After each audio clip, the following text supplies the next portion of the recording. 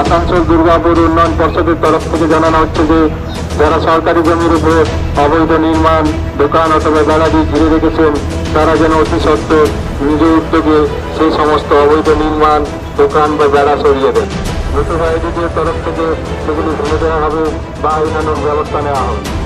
মুখ্যমন্ত্রী রণং দেহি ভূমিকা নিতেই নড়ে চড়ে বসল আসানসোল দুর্গাপুর উন্নয়ন পরিষদ। দুর্গাপুর মহকুমা আদালত চত্বরে আসানসোল দুর্গাপুর উন্নয়ন পরিষদের জমিতে অবৈধভাবে গজিয়ে ওঠা দোকানগুলিতে পড়ল নোটিশ, করা হলো মাইকিং। 3 দিনের মধ্যে জমি খালি করা না হলে কড়া ব্যবস্থা নেওয়া হবে জানিয়ে দেওয়া হলো। মঙ্গলবার বিকেলে আসানসোল দুর্গাপুর উন্নয়ন পর্ষদের আধিকারিকেরা পুলিশকে সঙ্গে নিয়ে দুর্গাপুর মহকুমা আদালতের চত্বরে মাইকিং করে।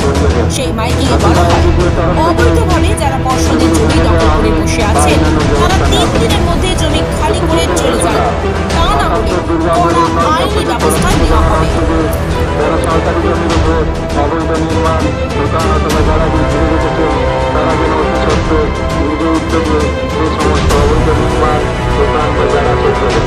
নতুবা এদিকের তরফ থেকে সেগুলি ভেঙে দেওয়া হবে বা আইনানুগ ব্যবস্থা নেওয়া হবে।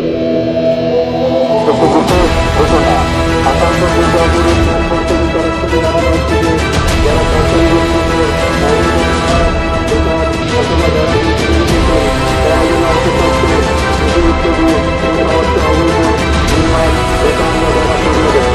নতুবা এদিকের তরফ থেকে সেগুলি ভেঙে দেওয়া হবে বা আইনানুগ ব্যবস্থা নেওয়া হবে।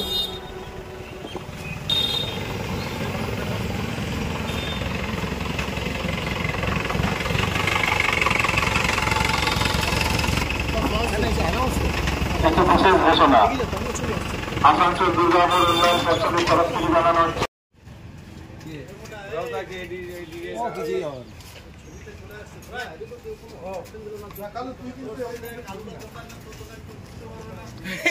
কি বলছিস?